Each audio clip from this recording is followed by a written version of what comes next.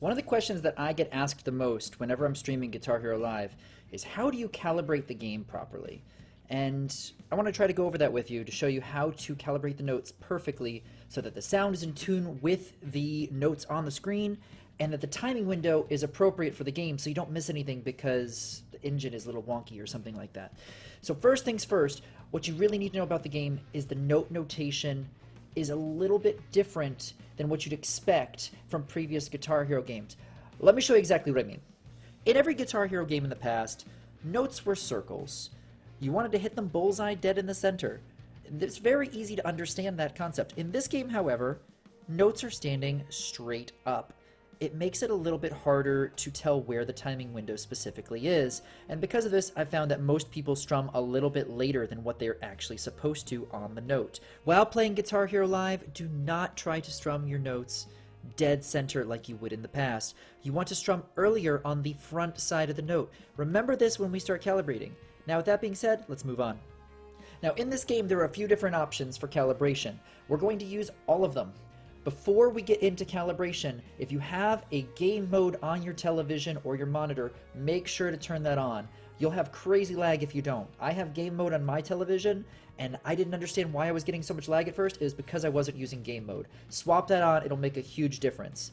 Now, after that, you use the calibration features in the game. I'm going to show you how it works. First things first, you got two different kinds of calibration. There's video calibration and game calibration, and I want you to use them in a specific order. So check this out. You might have seen this screen before. This is the video calibration screen. And here's exactly what we were just talking about before. Make sure you're setting your TV to game mode. For this screen, for this calibration, think of the bell as the strike line where you want to hit the notes. The ball is a note moving down the highway towards the strike line. You want that note, you want the circle to be on the left side of the bell when the sound hits. Don't try to center it.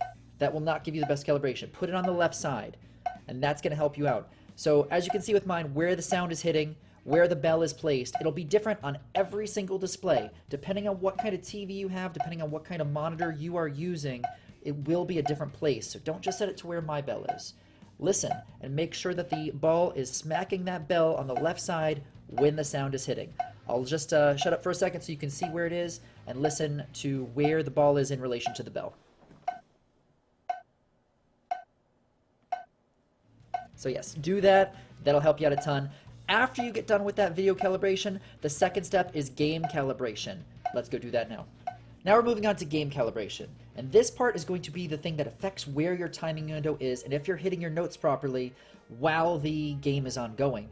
So what you want to do while you're doing this, think back to when we were just talking about the notes and how they're actually shown on the highway itself while you're playing the game.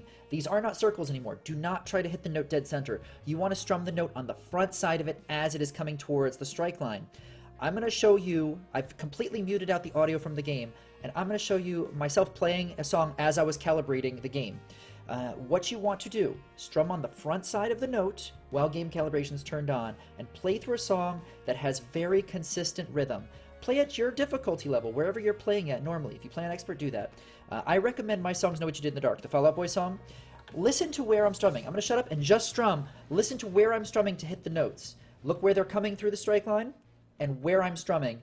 You want to strum at the front side of a note before it comes to the strike line. If it's crossing the strike line,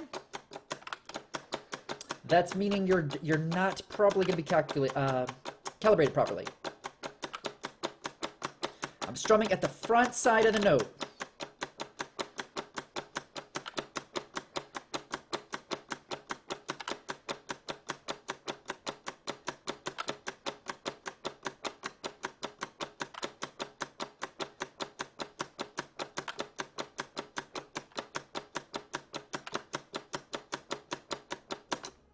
Alright, so that gives you an idea of where you're supposed to strum. When you have done that, what that'll do is that'll push the timing window to the front side of that striking line, where the notes will cross if you miss, right?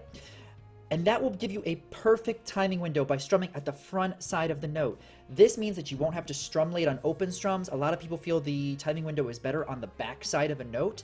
Doing this pushes the timing window all to the front side of the strike line and gives you a perfect calibration.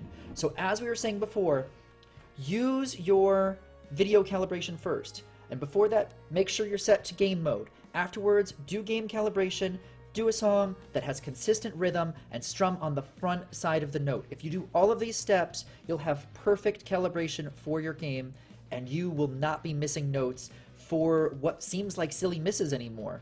It feels like the game has a really weird calibration system, but if you do these steps, you'll get it. Try this out and let me know in the comments below if this worked for you.